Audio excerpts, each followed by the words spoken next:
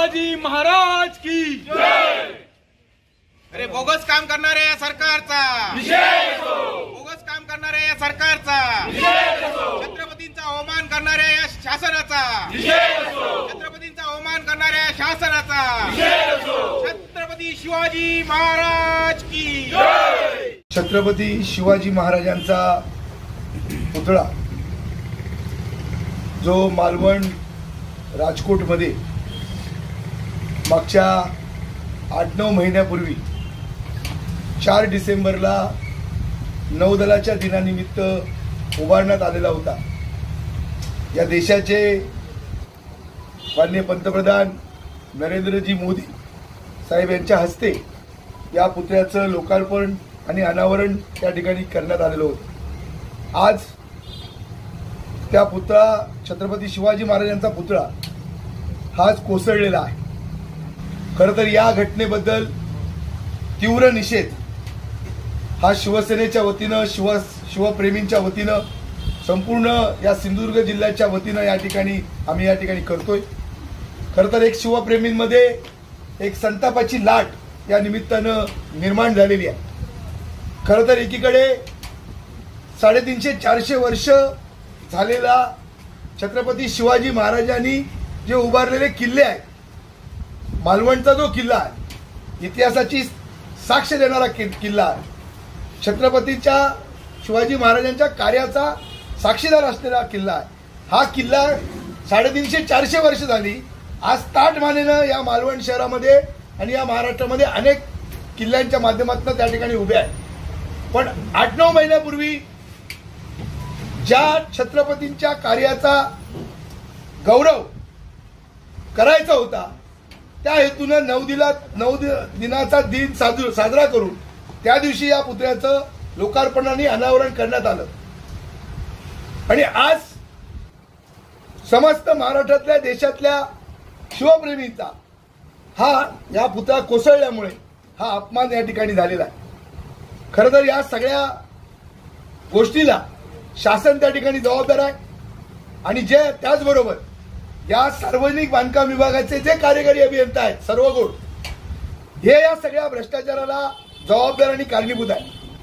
जर आपण पाहिलं गेल्या 1-2 वर्षामध्ये या जिल्ह्यामध्ये अनेक कामं त्या ठिकाणी उभी राहिलेली आहेत, पण ही सगळी कामं निकृष्ट दर्जाची आहेत। भ्रष्टाचार त्याच्यामध्ये झालेला आहे। अनेक या जिल्ह्यातले घाट असतील, या जिल्ह्यातल्या रेल्वेच्या स्थानकांचं सुशोभीकरण असेल आणि आज छत्रपती शिवाजी महाराजांच्या पुतळ्याचा जो पुतळा कोसळला या तेवढचं काम असेल।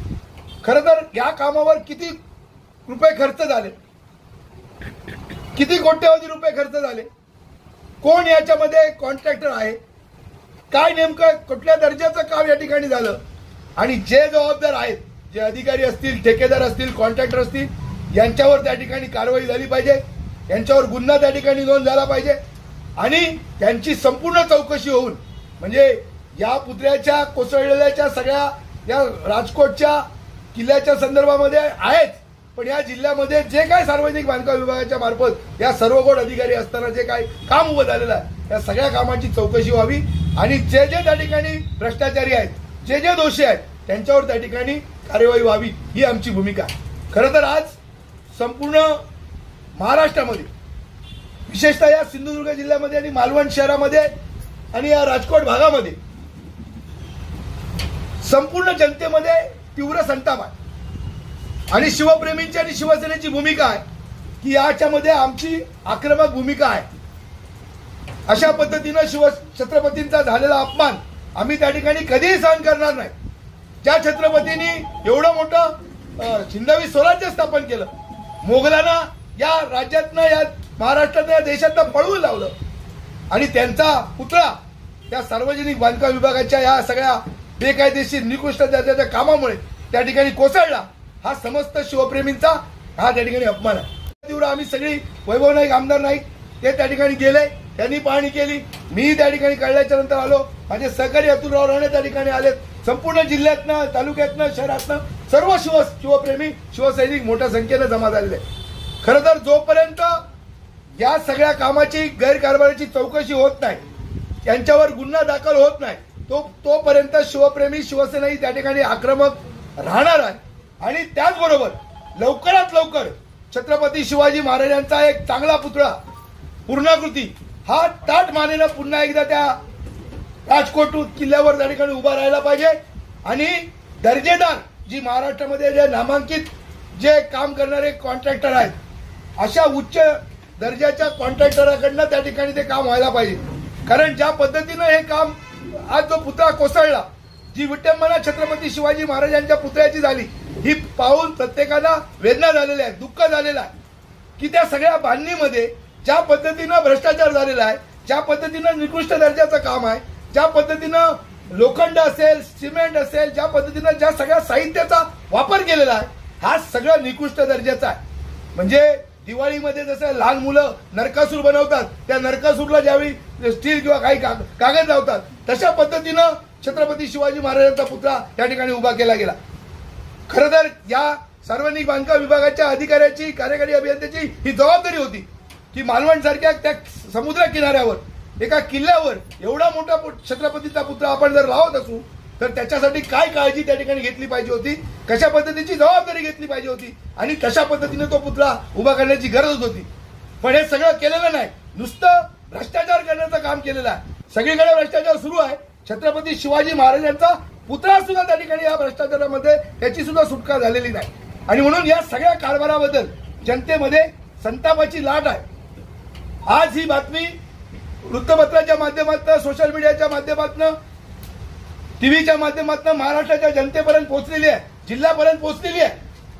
उद्या या सगळ्या प्रकरणामध्ये या जिल्ह्यातले समस्त लोक, शिवसैनिक हे मोठ्या संख्येनं त्या सगळ्या राजकोटच्या परिसरामध्ये असणार आहेत. आणि लोकांची हीच मागणी आहे, लोकांचा संताप आहे की अशा पद्धतीनं जर तुम्ही छत्रपती शिवाजी महाराजांच्या पुतळ्यामध्ये अशा पद्धतीचं निकृष्ट आणि बेजबाबदार जर काम करत असाल तर त्या ठिकाणी तुमचा याच्यामधला जो दर्जा आहे, भ्रष्टाचार करत असताना तुम्ही कोणालाही सोडत नाही, हे याच्यातनं सिद्ध झालेलं आहे. आणि म्हणून आमचा संताप आहे, शिवप्रेमीचा उद्रेक आहे. आणि मालवणमध्ये मी मगाशी म्हणालो की इतिहासाची साक्ष असणारा शिवाजींच्या कार्याचं गौरव, शिवाजींनी जे काम उभं केलं त्याचा साक्षीदार असलेला मालवणचा किल्ला आज समुद्रामध्ये गेली 350-400 वर्ष ताटमानेनं उभा आहे. 8 महिने झाले, मागच्या डिसेंबरमध्ये हा त्या ठिकाणी पुतळा उभा केला आणि 8 महिन्यामध्ये शिवरायांचा पुतळा त्या ठिकाणी कोसळलेला आहे. म्हणजे राष्ट्रपुरुषांची, महापुरुषांची, या ठिकाणी छत्रपती शिवाजी महाराजांची आपण हा अपमान, ही विटंबना या ठिकाणी केलेली आहे. आणि याचा निषेध शिवसेनेच्या माध्यमातून आणि शिवप्रेमींच्या माध्यमातून आणि या सिंधुदुर्ग जिल्हावासियांच्या माध्यमातून, मालवण शहर आणि राजकोट किल्ला परिसराच्या माध्यमातून या ठिकाणी आम्ही करतो. आणि म्हणून लवकरात लवकर या सगळ्यावर त्या ठिकाणी निर्णय व्हावा आणि जे जे संबंधित अधिकारी आहेत, जे भ्रष्टाचारी अधिकारी आहेत, त्यांची तातडीनं बदली व्हावी, त्यांच्यावर त्या ठिकाणी गुन्हा नोंदवावा आणि त्यांच्या सगळ्या भ्रष्टाचाराची चौकशी व्हावी, ही मागणी या ठिकाणी मी करतो. हिंदवी स्वराज्याचे संस्थापक, अखिल संपूर्ण हिंदुस्थानच्या मानबिंदू छत्रपती शिवरायांना मानाचा मुजरा, ही आज जी घटना घडली आहे ती अतिशय वेदनादायी आहे. महाराष्ट्राच्या अस्मितेला काळिमा फासणारी आहे. एका नेव्हीच्या नौदल दिनाच्या दिवशी फक्त माननीय पंतप्रधानांच्या हस्ते छत्रपती शिवरायांच्या पुतळ्याचं उद्घाटन करून राजकारण साधण्याचा या घटनाबाह्य सरकारने जो काही खेळ रचला, या खेळाचं हे आज मिळालेलं फलित आहे. अतिशय कमी वेळात निकृष्ट दर्जाचं काम करून, कोणतीही क्वालिटी चेक न करता, स्ट्रक्चरल ऑडिट न घेता, कारण ज्यावेळेला असे मोठे पुतळे किंवा मोठे स्टॅच्यू उभारले जातात त्यावेळेस त्याचं स्ट्रक्चरल ऑडिट केलं जातं. या कुठल्याही प्रकारच्या अटी शर्ती न करता हा पुतळा उभारला, हा फक्त राजकीय हेतूने प्रेरित होऊन केलेला आहे. या घटनाबाह्य सरकारने जे जे म्हणून प्रकल्प केले, तो अटल सेतू असेल, टनेल ब्रिज असेल, सर्वच्या सर्व जेवढ्या फास्ट, लवकरात लवकर जलद गतीने कामं लोकांना दाखवण्यासाठी केली, आणि लोकांच्या जीएसटीतून आलेल्या पैशाचा गैरवापर केला, जनतेचा पैसा लुटलेला आहे। आज छत्रपतींच्या नावावर राजकारण करणारे, छत्रपतींच्या नावावर सत्तेत बसणारे आज छत्रपतींच्या पुतळ्याची अवहेलना करतायत, त्यातही भ्रष्टाचार करतायत। म्हणजे यांनी काय सोडलेलं नाही। हे घटनाबाह्य सरकार आहे। हे आदरणीय आदरणीय उद्धव साहेब नेहमीच बोलत आलेले आहेत की ह्यांच्याकडे कुठलीही नीतिमत्ता नाही। आज छत्रपती शिवरायांच्या ह्याच्यात जर तुम्ही कुठलीही स्ट्रक्चरल ऑडिट की कोणतीही एवढा ज्या वेळेला आपण महाराष्ट्राची अस्मिता असलेलं छत्रपती शिवरायांचं स्मारक ज्यावेळेला उभं करतो त्यावेळेला आपण त्याचे नियम काटेकोर पाळले पाहिजेत, कारण संपूर्ण महाराष्ट्राच्या सर्व जनसामान्यांच्या भावना हे त्याच्याशी निगडीत आहेत।